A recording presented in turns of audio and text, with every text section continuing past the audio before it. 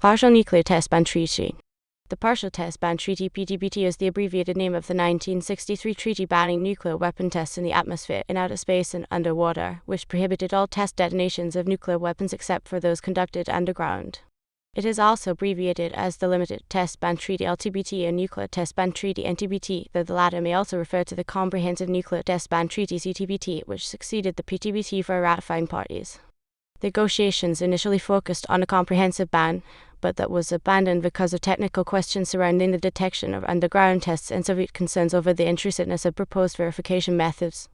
The impetus for the test ban was provided by rising public anxiety over the magnitude of nuclear tests, particularly tests of new thermonuclear weapons, hydrogen bombs, and the resulting nuclear fallout. A test ban was also seen as a means of slowing nuclear proliferation in the nuclear arms race. Though the PTBT did not halt proliferation or the arms race, its enactment did coincide with a substantial decline in the concentration of radioactive particles in the atmosphere. The PTBT was signed by the governments of the Soviet Union, the United Kingdom, and the United States in Moscow on 5 August 1963 before it was opened for signature by other countries. The treaty formally went into effect on 10 October 1963. Since then, 123 other states have become party to the treaty. 10 states have signed but not ratified the treaty. Background. Much of the stimulus for the treaty was increasing public unease about radioactive fallout as a result of above-ground or underwater nuclear testing, particularly given the increasing power of nuclear devices, as well as concern about the general environmental damage caused by testing. In 1952-53, the US and Soviet Union detonated their first thermonuclear weapons, hydrogen bombs, far more powerful than the atomic bombs tested and deployed since 1945. In 1954, the U.S. Castle Bravo test at Bikini Atoll, part of Operation Castle, had a yield of 15 megatons of TNT, more than doubling the expected yield. The Castle Bravo test resulted in the worst radiological event in U.S. history, as radioactive particles spread over more than 11,000 km2, affected inhabited areas including Rongelap Atoll and Udirak Atoll, and sickened Japanese fishermen aboard the Lucky Dragon, upon whom ashes of death had rained. In the same year, a Soviet test sent radioactive particles over Japan. Around the same time, victims of the atomic bombing of Hiroshima visited the U.S. for medical care, which attracted significant public attention. In 1961, the Soviet Union tested the Tsar Bomba, which had a yield of 50 megatons and remains the most powerful man-made explosion in history, though due to a highly efficient detonation, fallout was relatively limited. Between 1951 and 1958, the U.S. conducted 166 atmospheric tests, the Soviet Union conducted 82, and Britain conducted 21. Only 22 underground tests were conducted in this period, all by the U.S. Early efforts. In 1945, Britain and Canada made an early call for an international discussion on controlling atomic power. At the time, the U.S. had yet to formulate a cohesive policy or strategy on nuclear weapons. Taking advantage of this was Vannevar Bush, who had initiated and administered the Manhattan Project, but nevertheless had a long-term policy goal of banning on nuclear weapons production. As a first step in this direction, Bush proposed an international agency dedicated to nuclear control. Bush had successfully argued in 1952 that the U.S. pursue a test ban agreement with the Soviet Union before testing its first thermonuclear weapon, but his interest in international controls was echoed in the 1946 Aix-en-Lilienthal report, which had been commissioned by President Harry Sarf Truman to help construct U.S. nuclear weapons policy. J. Robert Oppenheimer, who had led Los Alamos National Laboratory during the Manhattan Project, exerted significant influence over the report, particularly in its recommendation of an international body that would control production of and research on the world's supply of uranium and thorium. A version of the Aix-en-Lilienthal plan was presented to the United Nations Atomic Energy Commission as the Burridge Plan in June 1946. The Burridge Plan proposed that an international atomic development authority would control all research on the material and equipment involved in the production of atomic energy. Though Dwight D. Eisenhower, then the Chief of Staff of the United States Army, was not a significant figure in the Truman administration on nuclear questions, he did support Truman's nuclear control policy, including the Burridge Plan's provision for an international control agency, provided that the control system was accompanied by a system of free and complete inspection. The Soviet Union dismissed the Burridge Plan as a U.S. attempt to secure its nuclear dominance and called for the U.S. to halt weapons production and release technical information on its program. The Aix-en-Lilienthal paper and Burridge Plan would serve as the basis for U.S. policy into the 1950s. Between 1947 and 1954, the U.S. and Soviet Union discussed their demands within the United Nations Commission for Conventional Disarmament. A series of events in 1954, including the Castle Bravo test and spread of fallout from a Soviet test over Japan, redirected the international discussion on nuclear policy. Additionally, by 1954, both US and Soviet Union had assembled large nuclear stockpiles, reducing hopes of complete disarmament. In the early years of the Cold War, the U.S. approach to nuclear control reflected a strain between an interest in controlling nuclear weapons and a belief that dominance in the nuclear arena, particularly given the size of Soviet conventional forces, was critical to U.S. security. Interest in nuclear control and efforts to stop proliferation of weapons to other states grew as the Soviet Union's nuclear capabilities increased. After Castle Bravo, 1954-1958. In 1954, just weeks after the Castle Bravo test, Indian Prime Minister Jawaharlal Nehru made the first call for standstill agreement on nuclear testing. He saw a testing moratorium as a stepping stone to more comprehensive arms control agreements. In the same year, the British Labour Party, then led by Clement Attlee, called on the UN to ban testing of thermonuclear weapons. 1955 marks the beginning of test ban negotiations, as Soviet leader Nikita Khrushchev first proposed talks on this subject in February 1955.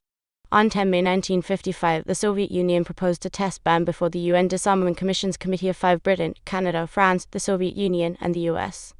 This proposal, which closely reflected a prior Anglo-French proposal, was initially part of a comprehensive disarmament proposal meant to reduce conventional arms levels and eliminate nuclear weapons. Despite the closeness of the Soviet proposal to earlier Western proposals, the US reversed its position on the provisions and rejected the Soviet offer in the absence of more general control agreements, including limits in the production of fissionable material and protections against a surprise nuclear strike. The May 1955 proposal is now seen as evidence of Khrushchev's new approach to foreign policy, as Khrushchev sought to mend relations with the West. The proposal would serve as the basis of the Soviet negotiating position through 1957. Eisenhower had supported nuclear testing after World War II. In 1947, he rejected arguments by Stafford L. Warren, the Manhattan Project's chief physician, concerning the detrimental health effects of atmospheric testing, agreeing instead with James Bryan Conant, a chemist and participant in the Manhattan Project, who was skeptical of Warren's then theoretical claims. Warren's arguments were lent credence in the scientific community and public by the Castle Bravo test of 1954. Eisenhower, as president, first explicitly expressed interest in a comprehensive test ban that year, arguing before the National Security Council, "We could put on the spot if we accepted a moratorium. Everybody seems to think that with skunks, saber rattlers, and warmongers, we ought not miss any chance to make clear our peaceful objectives."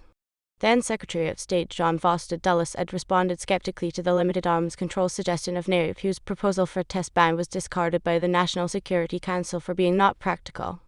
Harold Stassen, Eisenhower's special assistant for disarmament, argued that the U.S. should prioritize a test ban as a first step towards comprehensive arms control, conditional on the Soviet Union accepting on-site inspections over full disarmament. Stassen's suggestion was dismissed by others in the administration over fears that the Soviet Union would be able to conduct secret tests. On the advice of Dulles, Atomic Energy Commission AEC Chairman Louis Strauss, and Secretary of Defense Charles Owen Wilson, Eisenhower rejected the idea of considering a test ban outside general disarmament efforts. During the 1952 and 1956 presidential elections, Eisenhower fended off challenger Adlai Stevenson, who ran in large part on support for a test ban. The British governments of 1954-58 under Conservatives Winston Churchill, Anthony Eden, and Harold Macmillan also quietly resisted a test ban, despite the British public favouring a deal, until the US Congress approved expanded nuclear collaboration in 1958 and until after Britain had tested its first hydrogen bombs.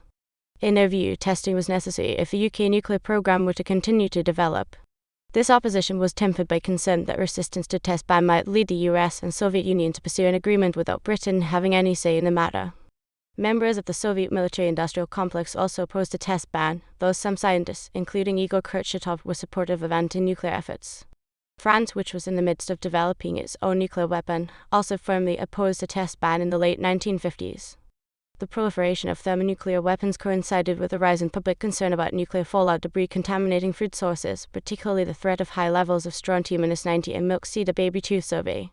This survey was a scientist and citizen-led campaign which used modern media advocacy techniques to communicate complex issues to inform public discourse. Its research findings confirmed a significant buildup of strontium-90 in bones of babies and helped galvanize public support for a ban on atmospheric nuclear testing in the U.S. Louis Strauss and Edward Teller, dubbed the father of the hydrogen bomb, both sought to tamp down on these fears, arguing that fallout were fairly harmless and that a test ban would enable the Soviet Union to surpass the US in nuclear capabilities. Teller also suggested that testing was necessary to develop nuclear weapons that produced less fallout. Support in the US public for a test ban to continue to grow from 20% in 1954 to 63% by 1957.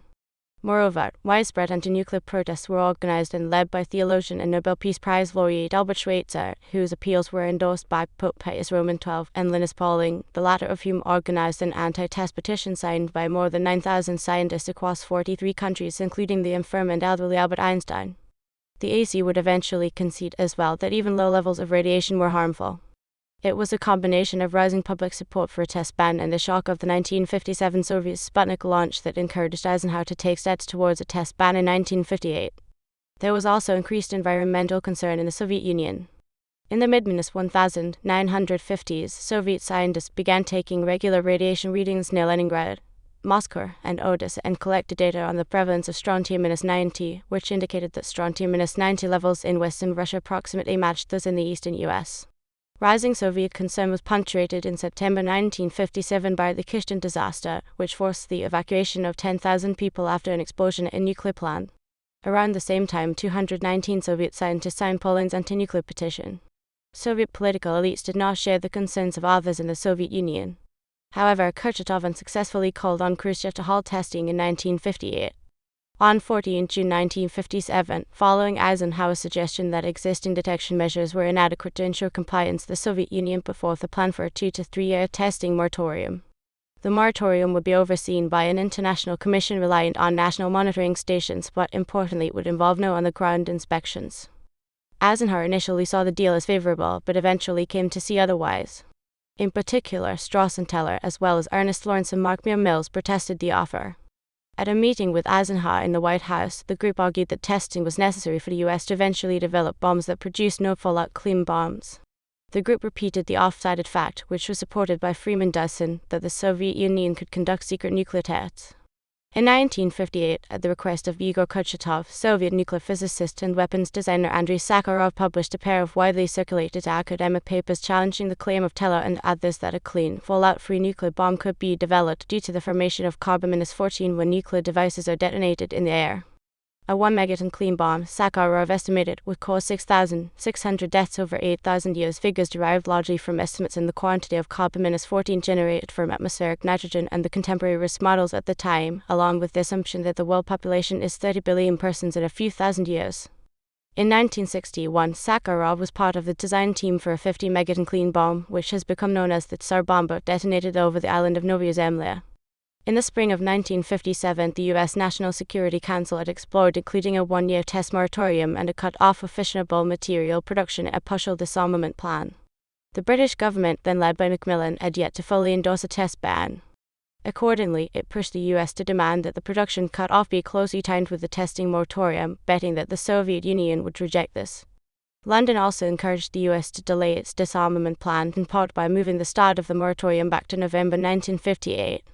At the same time, Macmillan linked British support for a test ban to a revision of the Atomic Energy Act of 1946, McMahon Act, which prohibited sharing of nuclear information with foreign governments. Eisenhower, eager to mend ties with Britain following the Suez Crisis of 1956, was receptive to Macmillan's conditions, but the AEC and the Congressional Joint Committee on Atomic Energy were firmly opposed. It was not until after Sputnik in late 1957 that Eisenhower quickly moved to expand nuclear collaboration with the UK via presidential directives and the establishment of bilateral committees on nuclear matters. In early 1958, Eisenhower publicly stated that amendments to the McMahon Act were a necessary condition of a test ban, framing the policy shift in the context of U.S. commitment to its NATO allies. In August 1957, the U.S. assented to a 2-year testing moratorium proposed by the Soviet Union, but required that it be linked to restrictions on the production of fissionable material with military uses, a condition that the Soviet Union rejected. While Eisenhower insisted on linking a test ban to a broader disarmament effort, e.g., the production cut-off, Moscow insisted on independent consideration of a test ban. On 19 September 1957, the U.S. conducted the first contained underground test at the Nevada test site, codenamed Rainier. The Rainier shot complicated the push for a comprehensive test ban, as underground tests could not be as easily identified as atmospheric tests. Despite Eisenhower's interest in a deal, his administration was hamstrung by discord among U.S. scientists, technicians, and politicians. At one point, Eisenhower complained that statecraft was becoming a prisoner of scientists. Until 1957, Strauss's AEC, including its Los Alamos and Livermore laboratories, was the dominant voice in the administration on nuclear affairs, with Teller's concerns over detection mechanisms also influencing Eisenhower. Unlike some others within the U.S. scientific community, Strauss fervently advocated against a test ban, arguing that the U.S. must maintain a clear nuclear advantage via regular testing and that the negative environmental impacts of such tests were overstated. Furthermore, Strauss repeatedly emphasized the risk of the Soviet Union violating a ban, a fear Eisenhower shared. On 7 November 1957, after Sputnik and under pressure to bring on a dedicated science advisor, Eisenhower created the President's Science Advisory Committee (SAC), which had the effect of eroding the AEC monopoly over scientific advice. In stark contrast to the AEC, SAC promoted a test ban and argued against Strauss's claims concerning its strategic implications and technical feasibility. In late 1957, the Soviet Union made a second offer of a 3-year moratorium without inspections, but lacking any consensus within his administration, Eisenhower rejected it. In early 1958, the discord within American circles, particularly among scientists, was made clear in hearings before the Senate Subcommittee on Nuclear Disarmament chaired by Senator Hubert Humphrey. The hearings featured conflicting testimony from the likes of Teller and Linus Pauling, as well as from Harold Stassen, who argued that a test ban could safely be separated from broader disarmament, and AEC members, who argued that a cutoff in nuclear production should precede a test ban. Khrushchev and a moratorium, 1958-1961. In the summer of 1957, Khrushchev was at acute risk of losing power as the anti-party group composed of former Stalin allies Lazar Kadinovich, Georgy Malenkov, and Vyacheslav Molotov launched an attempt to replace Khrushchev as General Secretary of the Communist Party, effectively the leader of the Soviet Union, with Nikolai Bulganin, then the Premier of the Soviet Union. The attempted ouster, which was foiled in June, was followed by a series of actions by Khrushchev to consolidate power. In October 1957, still feeling vulnerable from anti-party groups' ploy, Khrushchev forced out Defense Minister Georgy Zhukov, cited as the nation's most powerful military man. On 27 March 1958, Khrushchev forced Bulganin to resign and succeeded him as premier. Between 1957 and 1960, Khrushchev had his firmest grip on power, with little real opposition. Khrushchev was personally troubled by the power of nuclear weapons and would later recount that he believed the weapons could never be used. In the mid-1950s, Khrushchev took a keen interest in defense policy and sought to inaugurate an era of détente with the West. Initial efforts to reach accords, such as on disarmament at the 1955 Geneva summit, proved fruitless, and Khrushchev saw test ban negotiations as an opportunity to present the Soviet Union as both powerful and responsible. At the 20th Communist Party Congress in 1956, Khrushchev declared that nuclear war should no longer be seen as fatalistically inevitable. Simultaneously, however, Khrushchev expanded and advanced the Soviet nuclear arsenal at a cost to conventional Soviet forces, e.g., in early 1960, Khrushchev announced demobilization of 1.2 million troops. On 31 March 1958, the Supreme Soviet of the Soviet Union approved a decision to halt nuclear testing, conditional on other nuclear powers doing the same. Khrushchev then called on Eisenhower and Macmillan to join the moratorium. Despite the action being met with widespread praise and an argument from Dulles that the US should reciprocate, Eisenhower dismissed the plan as a gimmick. The Soviet Union had just completed a testing series, and the US was about to begin Operation halt, a series of atmospheric, surface level, and underwater nuclear tests. Eisenhower instead insisted that any moratorium be linked to reduced production of nuclear weapons. In April 1958, the US began Operation halt as planned. The Soviet declaration concerned the British government, which feared that the moratorium might lead to a test ban before its own testing program was completed. Following the Soviet declaration, Eisenhower called for an international meeting of experts to determine proper control and verification measures, an idea first proposed by British Foreign Secretary Selwyn Lard.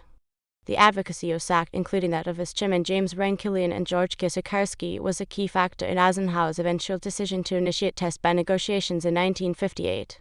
In the spring of 1958, Chairman Killian and the SAC staff, namely Hans Bethe and Isidore Isaac Rabide, undertook a review of U.S. test ban policy, determining that a successful system for detecting underground tests could be created. At the recommendation of Dulles, who had recently come to support a test ban, the review prompted Eisenhower to propose technical negotiations with the Soviet Union, effectively detaching test ban negotiations from negotiations over halt to nuclear weapons production, the one-time U.S. demand. In explaining the policy shift, Eisenhower privately said that continued resistance to a test ban would leave the U.S. in a state of moral isolation. On 8 April 1958, still resisting Khrushchev's call for a moratorium, Eisenhower invited the Soviet Union to join these technical negotiations in the form of a conference on the technical aspects of a test ban, specifically the technical details of ensuring compliance with a ban. The proposal was to a degree a concession to the Soviet Union, as a test ban would be explored independent of the previously demanded cutoff in fissionable material production. Khrushchev initially declined the invitation, but eventually agreed in spite of the serious doubts he had after Eisenhower suggested a technical agreement on verification would be a precursor to a test ban. On 1 July 1958, responding to Eisenhower's call, the nuclear powers convened the Conference of Experts in Geneva aimed at studying means of detecting nuclear tests. The conference included scientists from the US, Britain, the Soviet Union, Canada, Czechoslovakia, France, Poland, and Romania. The US delegation was led by James Fisk, a member of SAC, the Soviets by Evgeny Fedorov, and the British delegation by William Penney, who had led the British delegation to the Manhattan Project. Whereas the US approached the conference solely from a technical perspective, Penney was specifically instructed by Macmillan to attempt to achieve a political agreement. This difference in approach was reflected in the broader composition of the US and UK teams. US experts were primarily drawn from academia and industry. Fisk was a vice president at Bell Telephone Laboratories and was joined by Robert Bacher and Ernest Lawrence, both physicists who had worked on the Manhattan Project. Conversely, British delegates largely held government positions. The Soviet delegation was composed primarily of academics, though virtually all of them had some link to the Soviet government. The Soviets shared the British goal of achieving an agreement at the conference. A particular issue was the ability of sensors to differentiate an underground test from an earthquake. There were 4 techniques examined: measurement of acoustic waves, seismic signals, radio waves, and inspection of radioactive debris. The Soviet delegation expressed confidence in each method, while Western experts argued that a more comprehensive compliance system would be necessary. The Conference of Experts was characterized as highly professional and productive. By the end of August 1958, the experts devised an extensive control program, known as the Geneva System, involving 170 land-based monitoring posts, plus 10 additional sea-based monitors and occasional flights over land following a suspicious event, with the inspection plane being provided and controlled by the state under inspection. The experts determined that such a scheme would be able to detect 90% of underground detonations accurate to 5 kilotons, and atmospheric tests with a minimum yield of 1 kiloton. The US had initially advocated for 650 posts versus a Soviet proposal of 110. The final recommendation was a compromise forged by the British delegation. In a widely publicized and well-received communiqué dated 21 August 1958, the conference declared that it reached the conclusion that it is technically feasible to set up a workable and effective control system for the detection of violations of a possible agreement on a worldwide cessation of nuclear weapons tests. The technical findings, released on 30 August 1958 in a report drafted by the Soviet delegation, were endorsed by the US and UK, which proposed that they serve as the basis for test ban and international control negotiations. However, the experts' report failed to address precisely who would do the monitoring and when on-site inspections, a US demand and Soviet concern, would be permitted. The experts also deemed detection of either space tests more than above the Earth's surface to be impractical. Additionally, the size of the Geneva system may have rendered it too expensive to be put into effect. The 30 August report, which contained details on these limitations, received significantly less public attention than the 21 August communiqué. Nevertheless, pleased by the findings, the Eisenhower administration proposed negotiations on a permanent test ban and announced it would self-impose a year-long testing moratorium if Britain and the Soviet Union did the same.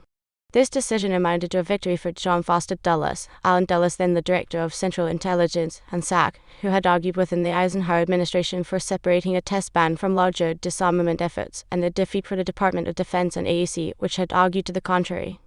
In May 1958, Britain had informed the US that it would be willing to join a testing moratorium on 31 October 1958, by which point it would have finished its hydrogen bomb testing, conditional on the US providing Britain with nuclear information following amendment of the McMahon Act. The US Congress approved amendments permitting greater collaboration in late June. Following Soviet dissent on 30 August 1958 to the one-year moratorium, the 3 countries conducted a series of tests in September and October. At least 54 tests were conducted by the US and 14 by the Soviet Union in this period. On 31 October 1958, the 3 countries initiated test ban negotiations, the conference and the discontinuance of nuclear tests, and agreed to a temporary moratorium. The Soviet Union joined the moratorium shortly after this date. The moratorium would last for close to 3 years. The Conference on the Discontinuance of Nuclear Tests convened in Geneva at Moscow's request. The Western participants had proposed New York City. The US delegation was led by James Jeremiah Wadsworth, an envoy to the UN, the British by David Ormsby Gore, the Minister of State for Foreign Affairs, and the Soviets by Semyon Kalin. Sarkin, a disarmament expert with experience dating back to the 1946 Baruch Plan. The Geneva Conference began with a Soviet draft treaty grounded in the Geneva System. The 3 nuclear weapon states, the original parties, would abide by a test ban, verified by the Geneva System, and work to prevent testing by potential nuclear states such as France. This was rejected by Anglo-American negotiators due to fears that the verification provisions were too vague and the Geneva System too weak. Shortly after the Geneva Conference began in the fall of 1958, Eisenhower faced renewed domestic opposition to a comprehensive test ban, as Senator Albert Gossis argued in a widely circulated letter that a partial ban would be preferable due to Soviet opposition to strong verification measures. The Gore letter did spur some progress in negotiations, as the Soviet Union allowed in late November 1958 for explicit control measures to be included in the text of the drafted treaty. By March 1959, the negotiators had agreed upon 7 treaty articles, but they primarily concerned in controversial issues, and a number of disputes over verification persisted. First, the Soviet verification proposal was deemed by the West to be too reliant on self-inspection, with control posts primarily staffed by citizens of the country housing the posts, and a minimal role for officials from the international supervisory body. The West insisted that half of a control post staff be drawn from another nuclear state and half from neutral parties. Second, the Soviet Union required that the international supervisory body, the Control Commission, require unanimity before acting. The West rejected the idea of giving Moscow a veto over the Commission's proceedings. Finally, the Soviet Union preferred temporary inspection teams drawn from citizens of the country under inspection, while the West insisted on permanent teams composed of inspectors from the Control Commission. Additionally, despite the initial positive response to the Geneva expert report, data gathered from hard-tech operations of 1958, namely the underground Rainier shot, would further complicate verification provisions, as U.S. scientists, including Hans Bethe, who backed a ban, became convinced that the Geneva findings were too optimistic regarding detection of underground tests, though Macmillan warned that using the data to block progress on a test ban might be perceived in the public as a political ploy. In early 1959, Wadsworth told Sarbkin of new U.S. skepticism towards the Geneva system. While the Geneva experts believed the system could detect underground tests down to 5 kilotons, the US now believed that it could only detect tests down to 20 kilotons. In comparison, the little boy bomb dropped on Hiroshima had an official yield of 13 kilotons. As a result, the Geneva detection regime and the number of control posts would have to be significantly expanded, including new posts within the Soviet Union. The Soviets dismissed the US argument as a ruse, suggesting that the hardtack data had been falsified. In early 1959, a roadblock to an agreement was removed, as Macmillan and Eisenhower, over opposition from the Department of Defense, agreed to consider a test ban separately from broader disarmament endeavors. On 13 April 1959, facing Soviet opposition to on-site detection systems for underground tests, Eisenhower proposed moving from a single comprehensive test ban to a graduated agreement where atmospheric tests up to 50 km 31 mi high, a limit Eisenhower would revise upward in May 1959, would be banned first, with negotiations on underground and outer space tests continuing. This proposal was turned down on 23 April 1959 by Khrushchev, calling it a dishonest deal. On 26 August 1959, the U.S. announced it would extend its year-long testing moratorium to the end of 1959 and would not conduct tests after that point without prior warning. The Soviet Union reaffirmed that it would not conduct tests if the U.S. and UK continued to observe a moratorium. To break the deadlock over verification, Macmillan proposed a compromise in February 1959 whereby each of the original parties would be subject to a set number of on-site inspections each year. In May 1959, Khrushchev and Eisenhower agreed to explore Macmillan's court proposal, though Eisenhower made further test ban negotiations conditional on the Soviet Union dropping its Control Commission veto demand and participating in technical discussions on identification of high-altitude nuclear explosions. Khrushchev agreed to the latter and was non-committal on the former. A working group in Geneva would eventually devise a costly system of 5-6 satellites orbiting at least 18,000 miles above the Earth, though it could not say with certainty that such a system would be able to determine the origin of a high-altitude test. U.S. negotiators also questioned whether high-altitude tests could evade detection via radiation shielding. Concerning Macmillan's compromise, the Soviet Union privately suggested it would accept a quota of 3 inspections per year. The U.S. argued that the quota should be set according to scientific necessity, i.e., be set according to the frequency of seismic events. In June 1959, a report of a panel headed by Lord Berkner, a physicist, was introduced into discussions by Wadsworth. The report specifically concerned whether the Geneva system could be improved without increasing the number of control posts. Berkner's proposed measures were seen as highly costly, and the technical findings themselves were accompanied by a caveat about the panel's high degree of uncertainty given limited data. Around the same time, analysis conducted by the Livermore National Laboratory and RAND Corporation at Teller's instruction found that the seismic effect of an underground test could be artificially dampened, referred to as decoupling, to the point that a 300 kiloton detonation would appear in seismic readings as a 1 kiloton detonation. These findings were largely affirmed by pro-ban scientists, including Bethe. The third blow to the verification negotiations was provided by a panel chaired by Robert Barker, which found that even on-site inspections would have serious difficulty determining whether an underground test had been conducted. In September 1959, Khrushchev visited the US while the test ban was not a focus on conversations. A positive meeting with Eisenhower at Camp David eventually led Sapkin to propose a technical working group in November 1959 that would consider the issues of on-site inspections and seismic decoupling in the spirit of Camp David. Within the working group, Soviet delegates allowed for the timing of on-site inspections to be grounded in seismic data, but insisted on conditions that were seen as excessively strict. The Soviets also recognized the theory behind decoupling, but dismissed its practical applications. The working group closed in December with no progress and significant hostility. Eisenhower issued a statement blaming the recent unwillingness of the politically guided Soviet experts to give serious scientific consideration to the effectiveness of seismic techniques for the detection of underground nuclear explosions. Eisenhower simultaneously declared that the U.S. would not be held to its testing moratorium when it expired on 31 December 1959, though pledged to not test if Geneva talks progressed. The Soviet Union followed by reiterating its decision to not test as long as Western states did not test. In early 1960, Eisenhower indicated his support for a comprehensive test ban conditional on proper monitoring of underground tests. On 11 February 1960, Wadsworth announced a new U.S. proposal by which only tests deemed verifiable by the Geneva system would be banned, including all atmospheric, underwater, and outer space tests within detection range. Underground tests measuring more than 4.75 on the Richter scale would also be barred, subject to revision as research on detection continued. Adopting Macmillan's Quarter Compromise, the U.S. proposed each nuclear state be subject to roughly 20 on-site inspections per year, the precise figure based on the frequency of seismic events. Sapkin responded positively to the U.S. proposal, though was wary of the prospect of allowing underground tests registering below magnitude 4.75. In its own proposal offered 19 March 1960, the Soviet Union accepted most U.S. provisions, with certain amendments. First, the Soviet Union asked that underground tests under magnitude 4.75 be banned for a period of 4 to 5 years, subject to extension. Second, it sought to prohibit all outer space tests, whether within detection range or not. Finally, the Soviet Union insisted that the inspection court be determined on a political basis, not a scientific one. The Soviet offer faced a mixed reception. In the U.S., Senator Hubert Humphrey and the Federation of American Scientists, which was typically seen as supportive of a test ban, saw it as a clear step towards an agreement. Conversely, AC Chairman John F. McCone and Senator Clinton Busbah Anderson, chair of the Joint Committee on Atomic Energy, argued that the Soviet system would be unable to prevent secret tests. That year, the AEC published a report arguing that the continuing testing moratorium risked free world supremacy in nuclear weapons and that renewed testing was critical for further weapons development. The Joint Committee also held hearings in April which cast doubt on the technical feasibility and cost of the proposed verification measures. Additionally, Teller continued to warn of the dangerous consequences of a test ban in the Department of Defense, including Neil H. McElroy and Donald A. Quarles. Until recently, its top two officials pushed to continue testing and expand missile stockpiles. Shortly after the Soviet proposal, Macmillan met with Eisenhower at Camp David to devise a response.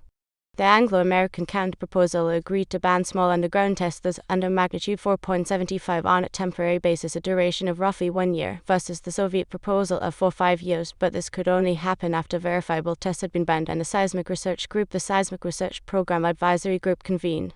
The Soviet Union responded positively to the counter-proposal and the research group convened on 11 May 1960. The Soviet Union also offered to keep an underground ban out of the treaty under negotiation.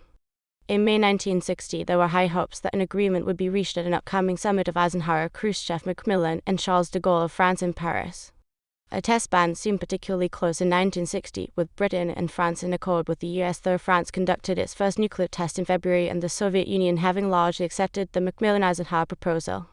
But U.S.-Soviet relations soured after an American Humanist II spy plane was shot down in Soviet airspace in May 1960. The Paris summit was abruptly cancelled and the Soviet Union withdrew from the Seismic Research Group, which subsequently dissolved. Meetings of the Geneva Conference continued until December, but little progress was made as Western-Soviet relations continued to grow more antagonistic through the summer, punctuated by the Congo crisis in July and angry exchanges at the UN in September. Macmillan would later claim to President John Fahrenheit Kennedy that the failure to achieve a test ban in 1960 was all the fault of the American big hole obsession and the consequent insistence on a wantonly large number of on-site inspections. Eisenhower would leave office with an agreement out of reach, as Eisenhower's technical advisors, upon whom he relied heavily, became mired in the complex technical questions of a test ban, driven in part by strong interest among American experts to lower the error rate of seismic test detection technology. Some, including Kisarkarski, would eventually raise concerns about the ability of inspections and monitors to successfully detect tests. The primary product of negotiations under Eisenhower was the testing moratorium without any enforcement mechanism. Ultimately, the goal of a comprehensive test ban would be abandoned in favor of a partial ban due to questions over seismic detection of underground tests. Political scientist Robert Gilpin later argued that Eisenhower faced three camps in the push for a test ban. The first was the control camp, led by figures like Linus Pauling and astronomer Harlow Shapley, which believed that both testing and possession of nuclear weapons was dangerous. Second, there was the finite containment camp populated by scientists like Hans Bethe, which was concerned by perceived Soviet aggression but still believed that a test ban would be workable with adequate verification measures. Third, the infinite containment camp, of which Strauss, Teller, and members of the defense establishment were members, believed that any test ban would grant the Soviet Union the ability to conduct secret tests and move ahead in the arms race. The degree of Eisenhower's interest in a test ban is a matter of some historical dispute. Stephen East Ambrose writes that by early 1960, a test ban had become the major goal of his president, indeed of his entire career, and would be his final and most lasting gift to his country. Conversely, John Lewis Gaddis characterizes negotiations of the 1950s as an embarrassing series of American reversals, suggesting a lack of real U.S. commitment to arms control efforts. The historian Robert Devine also attributed the failure to achieve a deal to Eisenhower's lack of leadership, evidenced by his inability to overcome paralyzing differences among U.S. diplomats, military leaders, national security experts, and scientists on the subject. Paul Nitze would similarly suggest that Eisenhower never formulated a cohesive test ban policy, noting his ability to believe in two mutually contradictory and inconsistent propositions at the same time. Renewed efforts. Upon assuming the presidency in January 1961, John Fahrenheit Kennedy was committed to pursuing a comprehensive test ban and ordered a review of the American negotiating position in an effort to accelerate languishing talks, believing Eisenhower's approach to have been insufficient. In making his case for a test ban, Kennedy drew a direct link between continued testing and nuclear proliferation, calling it the NTH country problem. While a candidate, Kennedy had argued, for once China, or France, or Sweden, or half a dozen other nations successfully test an atomic bomb, the security of both Russians and Americans is dangerously weakened. He had also claimed that renewed testing would be damaging to the American image and might threaten the existence of human life. On the campaign trail, Kennedy's test ban proposal consisted of a continued U.S. testing moratorium, expanded efforts to reach a comprehensive agreement, limit any future tests to those minimizing fallout, and expand research on fallout. Notably, early in his term, Kennedy also presided over a significant increase in defense spending, which was reciprocated by the Soviet Union shortly thereafter, thus placing the test ban negotiations in the context of an accelerating arms race. On 21 March 1961, test ban negotiations resumed in Geneva, and Arthur Dean, a lead U.S. envoy, offered a new proposal in an attempt to bridge the gap between the two sides. The early Kennedy proposal largely grew out of later Eisenhower efforts, with a ban on all tests but low-yield underground ones below magnitude 4.75, which would be subject to a 3-year moratorium. The US and UK proposed 20 on-site inspections per annum, while the Soviet Union proposed 3. The verification procedures included in the Anglo-American plan were unacceptable to Tsarapkin, who responded with separate proposals rejected by the Western powers.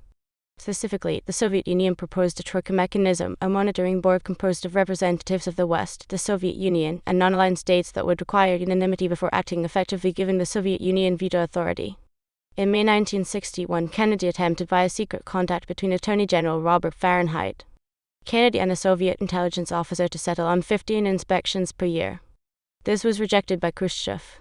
Ahead of the June 1961 Vienna summit between Kennedy and Khrushchev, Robert Fahrenheit Kennedy spoke with the Soviet ambassador to the U.S. He suggested that progress on a test ban was possible in a direct meeting between the leaders. President Kennedy subsequently announced to the press that he had strong hopes for progress on a test ban. In Vienna, Khrushchev suggested that 3 inspections per year would have to be the limit, as anything more frequent would constitute espionage. Khrushchev privately believed allowing 3 inspections to be a significant concession to the West, as other Soviet officials preferred an even less intrusive system, and was angered by U.S. resistance. Khrushchev later told his son, "Hold out a finger to them, they chop off your whole hand." Additionally, the Soviet Union had once been ready to support and control Commission under the aegis of the UN, Khrushchev explained, but it could not longer do so given perceived bias in recent UN action in the Congo.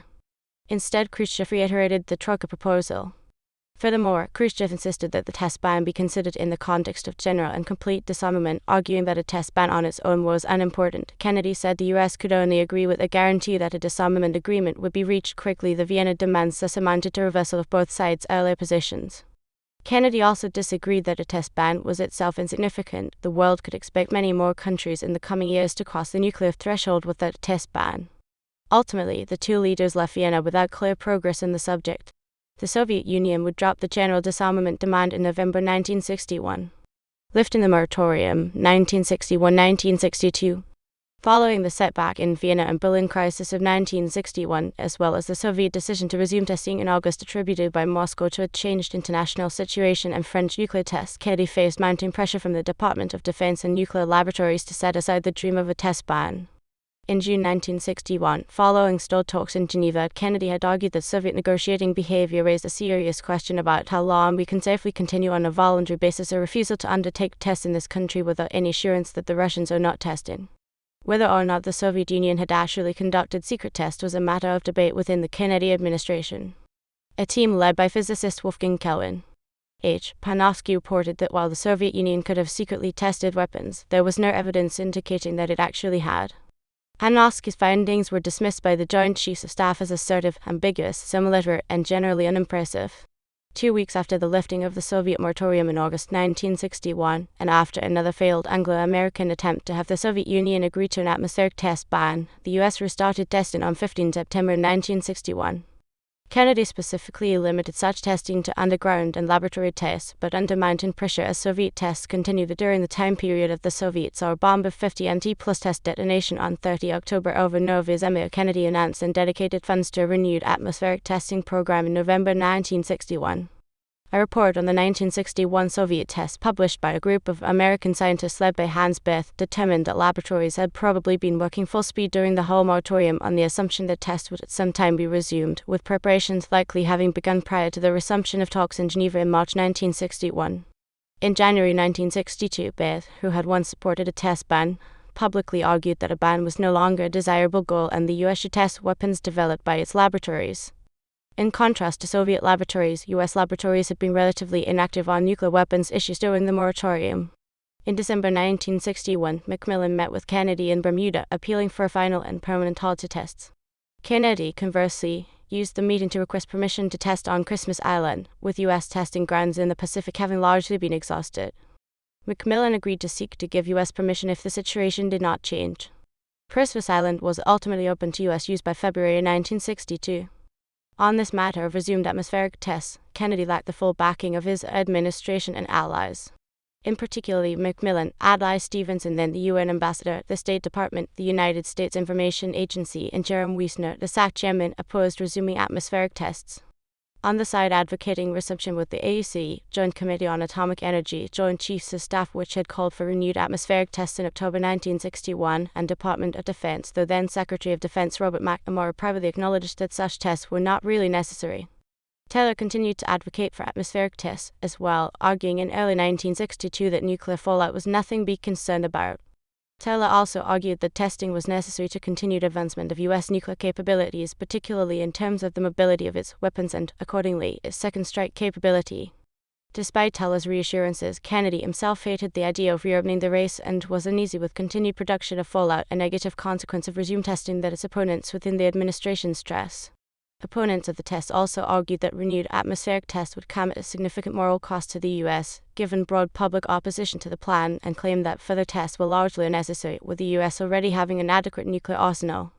Arthur Dean believed that public opposition to atmospheric testing was so great that the U.S. would have to halt such tests within 4 years even without an agreement.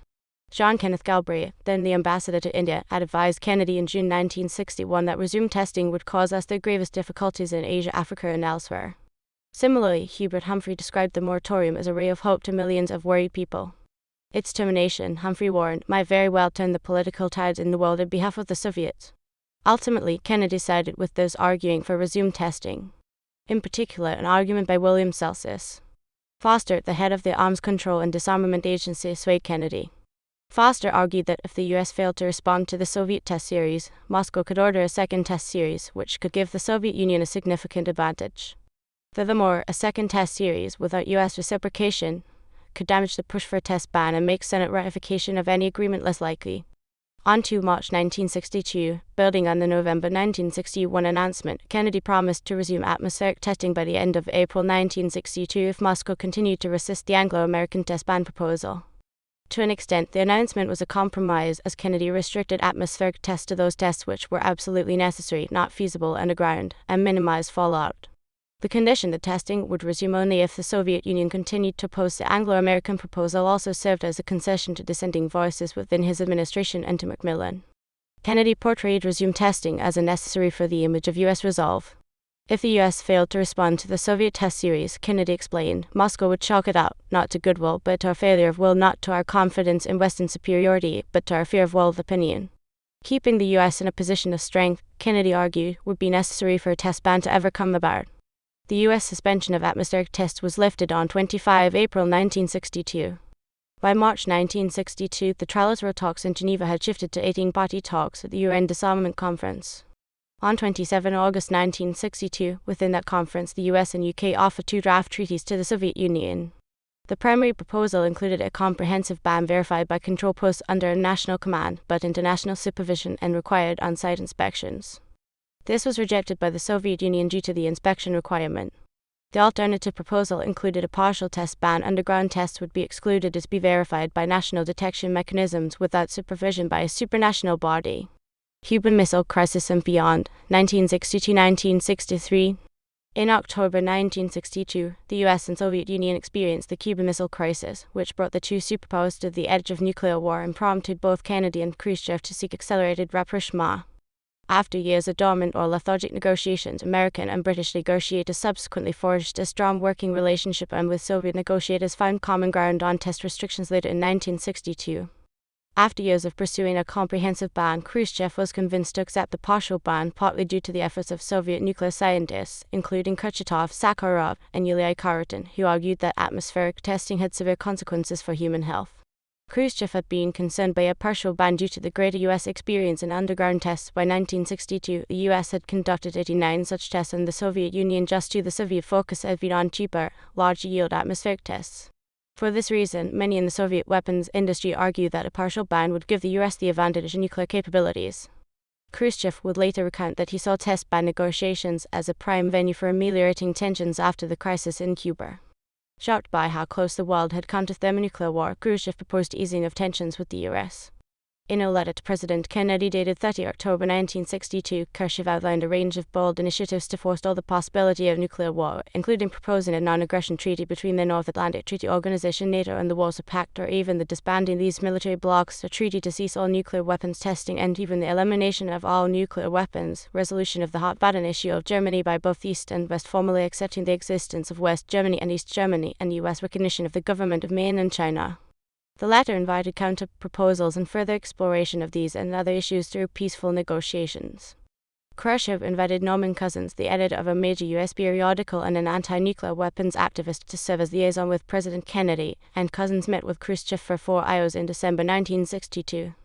Cousins' secret mission was aided by Pope John Roman XXIII, who served as an intermediary. Officially, Cousins was traveling to Rome on a personal basis, but from the Vatican he continued to the Soviet Union. Through Cousins' shuttle diplomacy in 1962 and 1963, the pontiff remained at the center of negotiations and helped ease misunderstandings between the two world leaders. Kennedy's response to Khrushchev's proposals was lukewarm, but Kennedy expressed to Cousins that he felt constrained exploring these issues due to pressure from hardliners in the U.S. national security apparatus. However, Kennedy pursued negotiations for a partial nuclear test ban. On 13 November 1962, Tsarkin indicated that the Soviet Union would accept a proposal drafted by U.S. and Soviet experts involving automated test detection stations, black boxes, and a limited number of on-site inspections. The two sides disagreed over the number of black boxes, however, as the U.S. saw 20 such stations and the Soviet Union rejected any more than 3. On 28 December 1962, Kennedy lowered the U.S. demand to 10 stations. On 19 February 1963, the number was lowered further to 7 as Khrushchev continued to insist on no more than 3. Kennedy was willing to reduce the number to 6, though this was not clearly communicated to the Soviet Union. On 20 April 1963, Khrushchev withdrew support for 3 inspections entirely. Progress was further complicated in early 1963 as a group in the U.S. Congress called for the Soviet proposal to be discarded in favor of the Geneva system. On 27 May 1963, 34 U.S. senators, led by Humphrey and Thomas G. Dodd, introduced a resolution calling for Kennedy to propose another partial ban to the Soviet Union involving national monitoring and no on-site inspections. Absent Soviet agreement, the resolution called for Kennedy to continue to pursue it with vigor, seeking the widest possible international support while suspending all atmospheric and underwater tests. The effect of the resolution was to bolster the general push for a test ban, though Kennedy initially was concerned that it would damage attempts to secure a comprehensive ban and had administration figures including the Joint Chiefs of Staff reiterate a call for a comprehensive ban.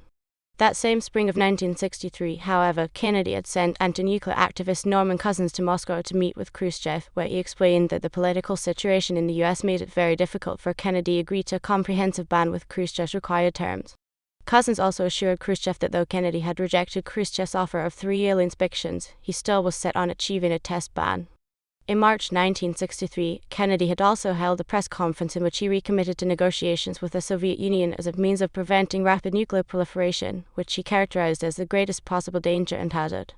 One of Kennedy's advisors, Walt Whitman Rostow, advised the president to make a test ban conditional on the Soviet Union withdrawing troops from Cuba and abiding by a 1962 agreement on laws, but Kennedy opted instead for test ban negotiations without preconditions. On 10 June 1963, in an effort to reinvigorate and recontextualize a test ban, President Kennedy dedicated his commencement address at American University to the most important topic on earth, world peace, and proceeded to make his case for the treaty. Kennedy first called on Americans to dispel the idea that peace is unattainable. "Let us focus instead on a more practical, more attainable peace," Kennedy said, based not on a sudden revolution in human nature but on a gradual evolution in human institutions, on a series of concrete actions and effective agreements which are in the interest of all concerned.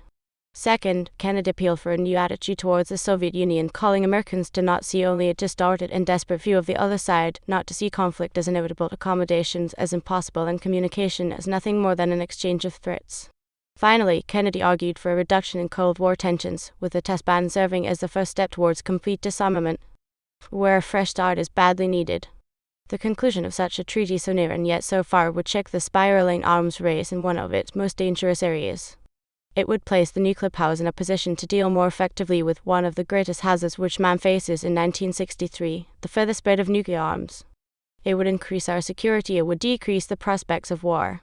Surely this goal is sufficiently important to require our steady pursuit, yielding neither to the temptation to give up the whole effort nor the temptation to give up our insistence on vital and responsible safeguards. Kennedy proceeded to announce an agreement with Khrushchev and McMillan to promptly resume comprehensive test ban negotiations in Moscow and the U.S. decision to unilaterally halt atmospheric tests. The speech was well received by Khrushchev, who later called it the greatest speech by any American president since Roosevelt, though was met with some skepticism within the U.S. The speech was endorsed by Humphrey and other Democrats, but labeled a dreadful mistake by Republican Senator Barry Goldwater and another case of concession by Everett Dirksen, the leader of the Senate Republicans. Dirksen and Charles A. Halleck, the second-ranking House Republican, warned that the renewed negotiations might end in virtual surrender. Due to prior experience in arms control and his personal relationship with Khrushchev, former Assistant Secretary of War John J. McCloy was first considered the likely choice for a chief U.S. negotiator in Moscow, but his name was withdrawn after he turned out to be unavailable over the summer. W. Averell Harriman, a former ambassador to the Soviet Union well respected in Moscow, was chosen instead. The U.S. delegation would also include Adrian Sarf, Fisher, Carl Kaysen, John McNaughton, and William R. Taylor. In Britain, McMillan initially wanted David Ormsby Gore, who had just completed a term as foreign minister, to lead his delegation, but there were concerns that Ormsby Gore would appear to be U.S. stooge. Kennedy described him as the brightest man he ever knew. Instead, McMillan chose Quinton Hogg. Arthur M. Schlesinger Jr., a special advisor to Kennedy, believed that Hogg was ill-prepared on the technicalities of the problem and was consumed by a desire to get a treaty at almost any cost. Andrei Gromyko, the Soviet Minister of Foreign Affairs, served as Moscow's emissary. Heading into the negotiations, there was still no resolution within the Kennedy administration of the question of whether to pursue a comprehensive or a partial ban. In an effort to achieve the former, Britain proposed reducing the number of mandated inspections to allay Soviet concerns, but Harriman believed such a reduction would have to be paired with other concessions that Khrushchev would be able to show off within the Soviet Union and to China. Withdrawing PGM-19 Jupiter missiles from Italy and Turkey would have been an option, had they not already been removed in the wake of the Cuban Missile Crisis. In meetings prior to the negotiations, Kennedy informed Harriman that he would be willing to make concessions on the bill in question. On 2 July 1963, Khrushchev proposed a partial ban on tests in the atmosphere, outer space, and underwater, which would avoid the contentious issue of detecting underground tests. Notably, Khrushchev did not link this proposal to a moratorium on underground tests as had been proposed earlier, but said it should be followed by a non-aggression pact between NATO and the Warsaw Pact. A test ban agreement combined with the signing of a non-aggression pact between the two groups of states will create a fresh international climate more favorable for a solution of the major problems of our time, including disarmament, Khrushchev said. As the nuclear powers pursued a test ban agreement, they also sought to contend with the rising communist China, which at the time was pursuing its own nuclear program. In 1955, Mao Zedong expressed to the Soviet Union his belief that China could withstand the first nuclear strike and more than 100 million casualties. In the 1950s, the Soviet Union assisted the Chinese nuclear program, but stopped short of providing China with an actual nuclear bomb, which was followed by increasingly tense relations in the late 1950s and early 1960s. Khrushchev began the test ban talks of 1958 with minimal prior discussion with China, and the two countries' agreement on military technology cooperation was terminated in June 1959. Prior to the Moscow negotiations of the summer of 1963, Kennedy granted Harriman significant latitude in reaching a Soviet-American understanding vis-à-vis China. Secrets seen at Soviet talks in July 1963 revealed further discord between the two communist powers, as the Soviet Union released a statement that it did not share the views of the Chinese leadership about creating 1,000 times higher civilization and the corpses of hundreds of millions of people. The Soviet Union also issued an ideological critique of China's nuclear policy, declaring that China's apparent openness to nuclear war was in crying contradiction to the idea of Marxism-Leninism, as a nuclear war would not distinguish between imperialists and working people. The negotiations were inaugurated on 15 July 1963 at the Kremlin with Khrushchev in attendance. Khrushchev reiterated that the Anglo-American inspection plan would amount to espionage, effectively dismissing the possibility of a comprehensive ban. Following the script of his 3 July 1963 speech, Khrushchev did not demand a simultaneous moratorium on underground testing and instead proposed a non-aggression pact. Under instruction from Washington, Harriman replied that the U.S. would explore the possibility of a non-aggression pact in good faith, but indicated that while a test ban could be quickly completed, a non-aggression pact would require lengthy discussions. Additionally, such a pact would complicate the issue of Western access to West Berlin. Harriman also took the opportunity to propose a non-proliferation agreement that would bar the transfer of nuclear weapons between countries. Khrushchev said that such an agreement should be considered in the future, but in the interim, a test ban would have the same effect on limiting proliferation. Following initial discussions, Gromyko and Harriman began examining drafts of a test ban agreement. First, language in the drafted preamble appeared to Harriman to prohibit the use of nuclear weapons in self-defense, which Harriman insisted be clarified.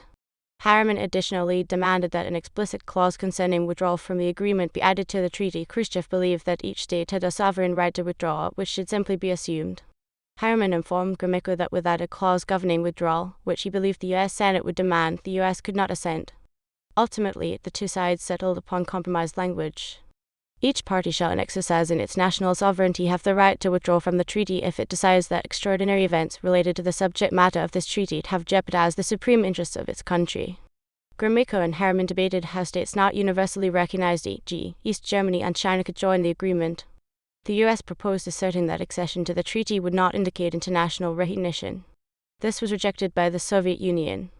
Eventually, with Kennedy's approval, U.S. envoys Fisher and McNaughton devised a system whereby multiple governments would serve as depositories for the treaty, allowing individual states to sign only the agreement held by the government of their choice in association with other like-minded states. This solution, which overcame one of the more challenging roadblocks in the negotiations, also served to allay mounting concerns from Macmillan, which were relayed to Washington, that an agreement would once again be derailed.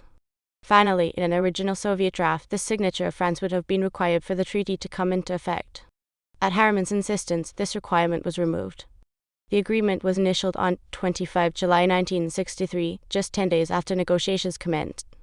The following day, Kennedy delivered a 26-minute televised address on the agreement, declaring that since the invention of nuclear weapons, all mankind has been struggling to escape from the darkening prospect of mass destruction on Earth. Yesterday, a shaft of light cut into the darkness. Kennedy expressed hope that the test ban would be the first step towards broader rapprochement, limit nuclear fallout, restrict nuclear proliferation, and slow the arms race in such a way that fortifies U.S. security. Kennedy concluded his address in reference to a Chinese proverb that he had used with Khrushchev in Vienna 2 years prior. A journey of 1,000 miles must begin with a single step. Kennedy said. And if that journey is 1,000 miles, or even more, let history record that we in this land, at this time, took the first step. In a speech in Moscow following the agreement, Khrushchev declared that the treaty would not end the arms race and by itself could not avert the danger of war, and reiterated his proposal of a NATO-Warsaw Pact non-aggression accord. For Khrushchev, the test ban negotiations had long been a means of improving the Soviet Union's global image and reducing strain in relations with the West. There are also some indications that military experts within the Soviet Union saw a test ban as a way to restrict U.S. development of tactical nuclear weapons, which could have increased U.S. willingness to deploy small nuclear weapons on battlefields while circumventing the Soviet nuclear deterrent. Concern that a comprehensive ban would retard modernization of the Soviet arsenal may have pushed Khrushchev towards a partial ban. Counteracting the move towards a partial ban was Khrushchev's interest in reducing spending on testing, as underground testing was more expensive than the atmospheric tests the Soviet Union had been conducting. Khrushchev preferred a comprehensive ban, as it would have eliminated the cost of testing entirely. Furthermore, there was internal concern about nuclear proliferation, particularly regarding the prospect of France and China crossing the threshold and the possibility of a multilateral NATO nuclear force, which was seen as a step towards West Germany acquiring nuclear weapons. The first Soviet test ban proposal in 1955 was made in the same month that West Germany joined NATO. It was not until after the agreement was reached that the negotiators broached the question of France and China joining the treaty. Harman proposed to Khrushchev that the US lobby France while the Soviet Union pursued a Chinese signature. "That's your problem," Khrushchev said in reply.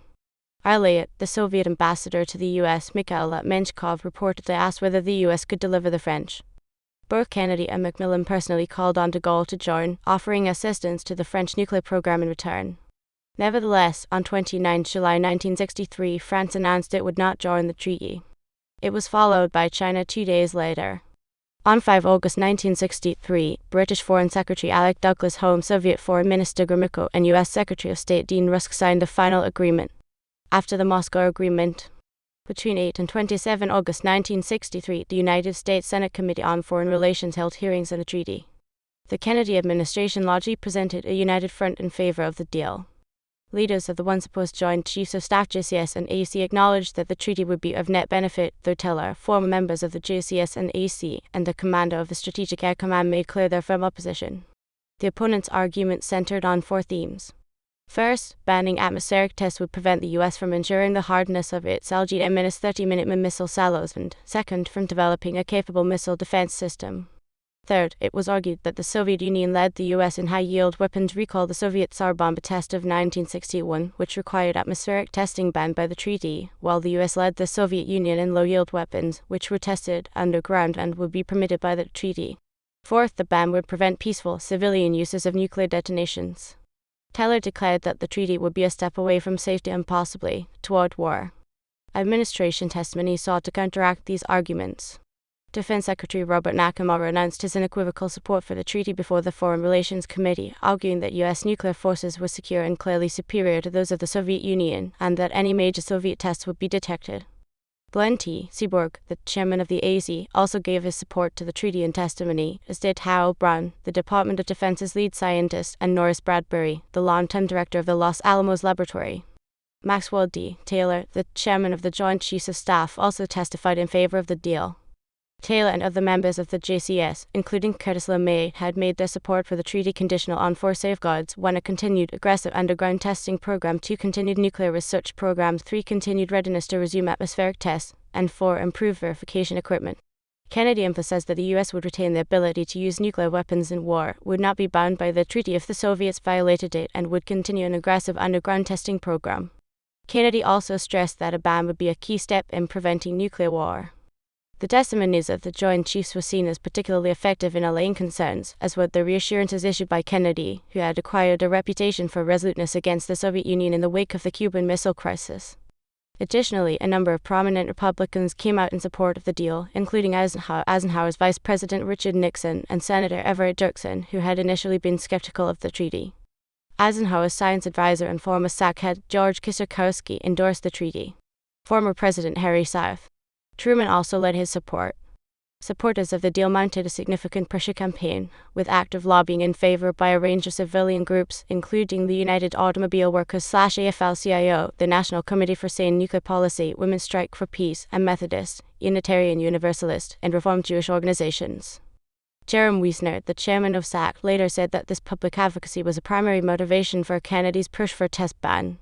Civil opposition to the deal was less prominent, though the Veterans of Foreign Wars announced opposition to the deal along with the International Council of Christian Churches, which rejected a covenant with the goddess power. Polling in late August 1963 indicated that more than 60% of Americans supported the deal while less than 20% opposed it. On 3 September 1963, the Foreign Relations Committee approved the treaty by a 61 vote. On 24 September 1963, the U.S. Senate voted 80-14 to approve ratification of the treaty, exceeding the necessary 2/3 majority by 14 votes. The Soviet Union ratified the treaty the following day with a unanimous vote at the Presidium of the Supreme Soviet. On 10 October 1963, the treaty entered into effect. Revisions. The treaty declares as its principal aim the speediest possible achievement of an agreement on general and complete disarmament under strict international control, and explicitly states the goal of achieving a comprehensive test ban, one that bans underground tests. The treaty permanently forbids the parties to the treaty from conducting, permitting, or encouraging any nuclear explosion in the atmosphere, outer space, or underwater, as well as any other nuclear explosion that threatens to send nuclear debris into another state's territory. The wording "any other nuclear explosion" prohibited peaceful nuclear explosions because of the difficulty in differentiating those from military tests without expanded verification measures. Per the compromise forced by U.S. delegates Adrian Syeth, Fisher and John McNaughton in Moscow, Article 3 of the treaty allows states to deposit instruments of ratification or accession with the government of the United Kingdom, the Soviet Union, or United States, thereby avoiding the issue of the treaty appearing to legitimize governments lacking universal recognition. Article 4 reflects the compromise struck by Gromyko and Harriman in Moscow on departure from the treaty.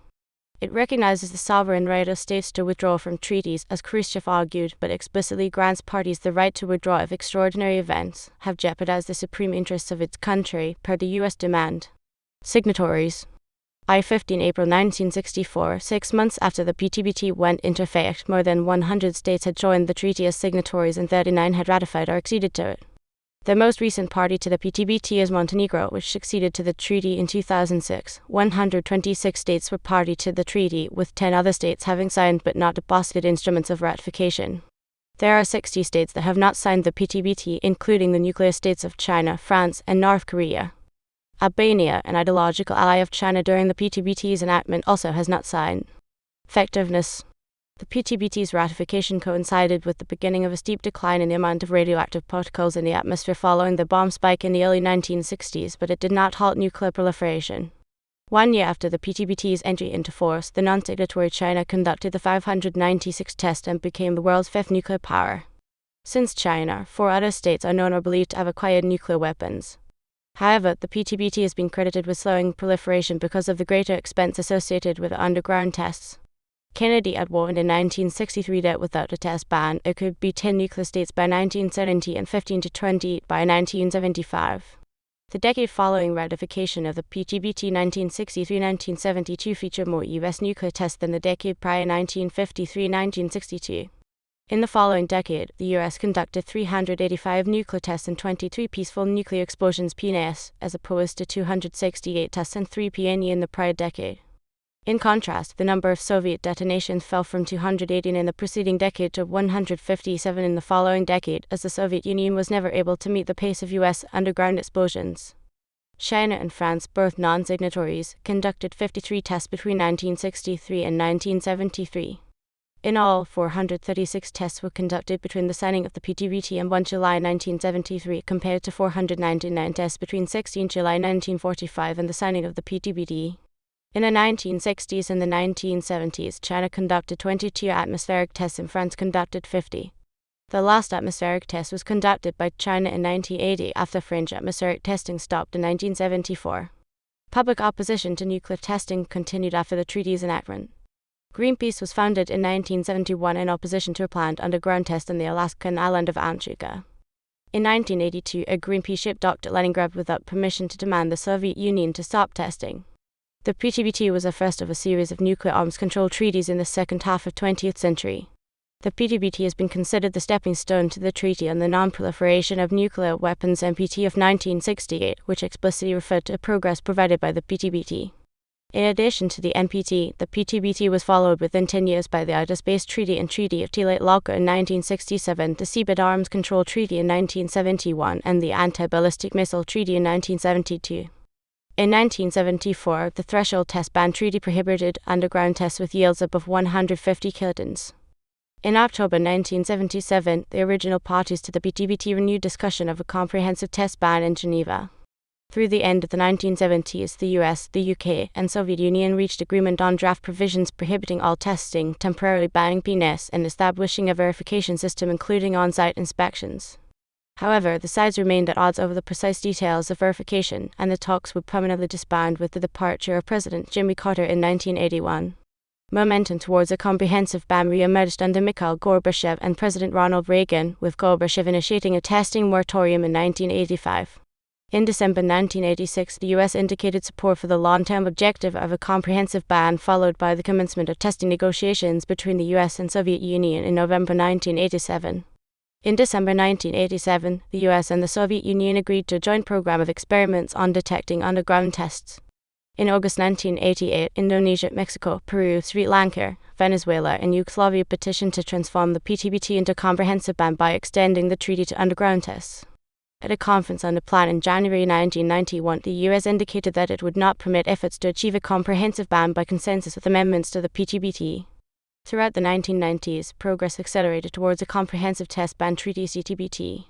Following a series of international meetings on the subject, the UN General Assembly approved Resolution 50/64, which appealed for states to follow the PTBT and called for conclusion of the CTBT talks. In September 1996, the Comprehensive Nuclear Test Ban Treaty was signed and superseded the PTBT, but the PTBT is still in effect for states not party to the CTBT. The CTBT is yet to enter into force, as 8 required states have not ratified the treaty, including the US and China. France, Russia, and the UK have ratified the CTBT. The technology for detecting underground tests has significantly improved since the 1950s and 1960s, with monitors detecting tests under 1 kiloton with a high degree of confidence. Violations and accidents. Early compliance with the PTBT was believed to be good, but there have been a number of accidental releases of nuclear debris into the atmosphere by parties to the treaty.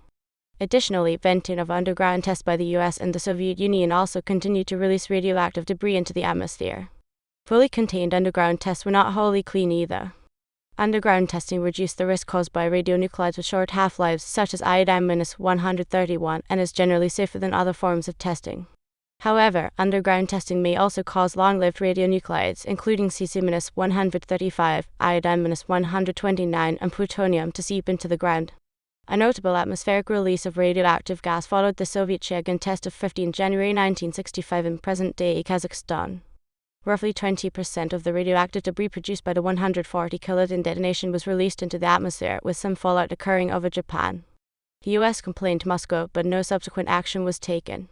On 25 April 1966, the Pinstripe underground test in Nevada, part of Operation Flintlock, experienced a venting malfunction and produced a radioactive plume headed towards the Midwestern United States. The AEC determined that the test did not threaten human health. Another accidental release occurred following the Bainbury shot at the Nevada test site on 18 December 1970, part of Operation Emery. The 10 kiloton underground detonation produced a fissure in the ground, which allowed radioactive gas to escape into the atmosphere. Radioactive material released by the fissure reached an altitude of 10,000 feet and exposed 86 workers to radiation, but none at excessive levels. The incident has since been described as one of the world's worst nuclear disasters. The classified U.S. documents indicate that the U.S. may have violated the PTBT's ban on atmospheric testing in 1972 by, at the instruction of Henry Kissinger, monitoring and collecting data on French atmospheric tests over the Pacific Ocean, which may have amounted to cooperation with the French program. The classified documents also indicate that the US and the UK circumvented the prescribed verification system in 1964-65 by establishing a series of additional control posts in Australia, Fiji, Mauritius, Pakistan, and South Africa. The 1979 Bell incident in the Southern Atlantic may have been an atmospheric nuclear test in contravention of the PTBT by Israel and South Africa, both of which were parties to the treaty. Publications: Heitraub and Allen. 2016 The role of Norman Cousins and Track Rubin to diplomacy in the breakthrough to the 1963 Limited Test Ban Treaty. Journal of Cold War Studies 18.1 2016 6079. Sachs, Jeffrey D. 2013 GFK and the Future of Global Leadership. International Affairs 89.6 2013 3079 1387. Online focuses on American University speech.